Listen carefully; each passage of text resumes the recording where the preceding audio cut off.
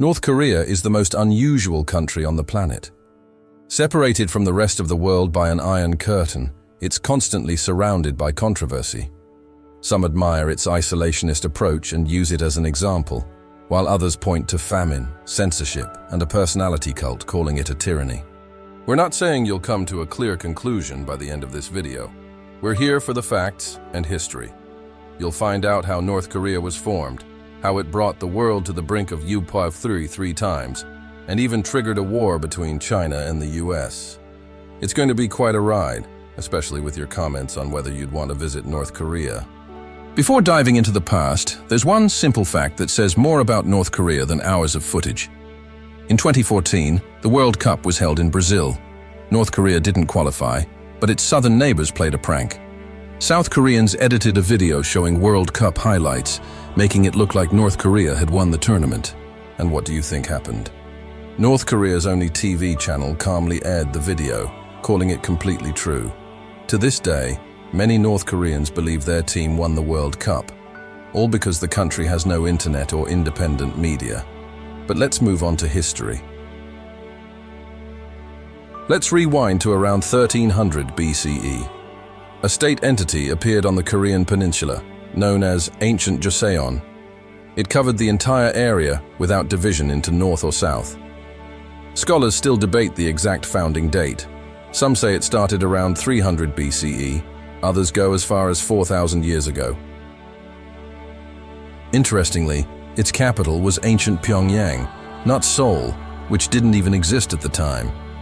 What matters is that the country existed for a long time. It even controlled parts of southern China. Historically, Koreans were closely linked to China, with varying degrees of friendliness. It was the Chinese Han Dynasty that in 108 BCE conquered and destroyed the independent Korean prototype. For 1,000 years, the peninsula was under unclear control. 3 kingdoms emerged: Silla, Baekje, and Goguryeo. Only in 935 CE was the peninsula unified again. That's when the name Goryeo appeared, the prototype of modern Korea. For centuries, Koreans developed their culture and science, but eventually fell under Mongol rule. They managed to break free, and in 1392, a true Korean state was born, first called Joseon, later the Korean Empire. Seoul was founded as the capital during this time, but soon, Japan stepped in. Japanese pirates had long raided Korea, and by the late 19th century, Japan began making serious claims. In 1910, Korea officially became a Japanese colony. It wasn't entirely negative. Under Japan, life expectancy doubled, schools opened, and modern Korean culture took shape. Even the first university in Seoul was established by Japanese Governor-General Makoto Saito, who also banned corporal punishment. But there were downsides: forced assimilation, purges, and oppression. After World War II, Japan fell, and Korea regained its freedom, briefly. The peninsula was quickly occupied by Soviet and American forces who had just defeated Japan. They had no intention of leaving the newly freed land alone. Initially, as a temporary measure, Soviet troops occupied the north and Americans the south. The division followed the 38th parallel, but neither side aimed to unify Korea. They tried to form a government and failed, since the USSR wanted communism and the US wanted capitalism. So, on August 15, 1948, the Republic of Korea was declared in the US-controlled South, with Seoul as the capital. 3 weeks later, the USSR responded by creating the Democratic People's Republic of Korea, DPRK, in the north. This happened just 70 years ago. There was no historical reason to divide Korea. It had always been one united people. The division was entirely artificial, done to satisfy the ambitions of the US and USSR. They even drew the borders based on where their armies were stationed, essentially picking them out of thin air.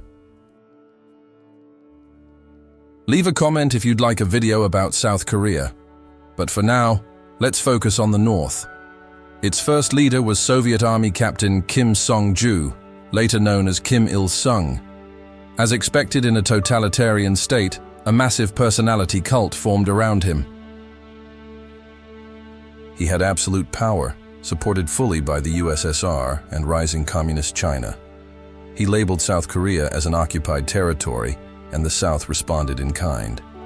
With just a few pen strokes, the US and USSR created one of the world's most unstable regions. Both sides called for war and reunification, each claiming to be the legitimate government. In 1949 alone, South Korea launched 2,617 armed raids, violated airspace 71 times, and crossed the border 42 times. The North did the same. Everyone knew war was coming. But memories of Hiroshima and Nagasaki were fresh, so the USSR hesitated to approve an attack. Kim Il-sung visited Moscow many times to get Stalin's approval, and was denied. China, on the other hand, hinted it would support North Korea in a war. Things changed when the USSR tested its atomic bomb, becoming the second nuclear power. In March 1950, Kim Il-sung returned to Stalin, and this time got approval.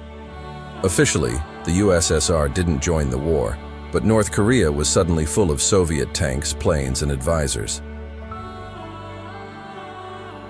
500,000 Chinese volunteers also joined, though China didn't declare war. Initially, North Korea captured Seoul and nearly the entire peninsula. On June 15, 1950, 175,000 troops crossed into South Korea, supported by tanks and air force, a total surprise. The US was in shock and didn't expect war. South Korea's army was half the size and had no tanks. It was crushed. North Korea captured 90% of the territory. It seemed all was lost until September 15th, when UN forces counterattacked. Forces from the US, UK, and allies launched a massive offensive. In a month, they recaptured Pyongyang.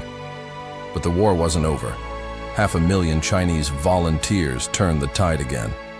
Using surprise, they crushed the Americans and retook Seoul. It would be funny if it weren't for the massive casualties on both sides. By February 1951, the war had reached a stalemate. Both sides were back where they started. Still, the fighting continued for 2 more years while the UN held peace talks. The turning point was Stalin's death in 1953. Afterward, the USSR quickly announced it wanted peace. But it's worth noting that back then, South Korea was just as, or even more, aggressive than the North. Take the Bodo League massacre. By different estimates, South Korean forces executed between 60,000 and 1 million suspected communists. For years, the US-backed government denied it, but the facts remain. In 1953, at peace talks, it was the US and South Korea who initially rejected the ceasefire terms.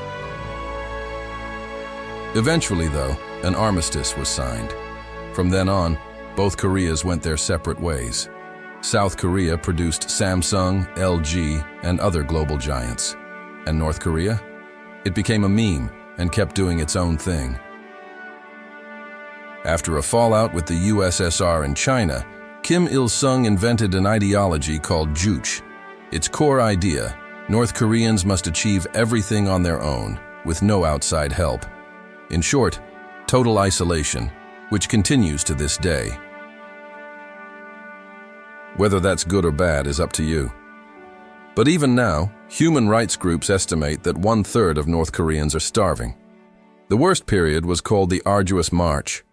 From 1995 to 1999, it killed anywhere from 10,000 to 3 million people.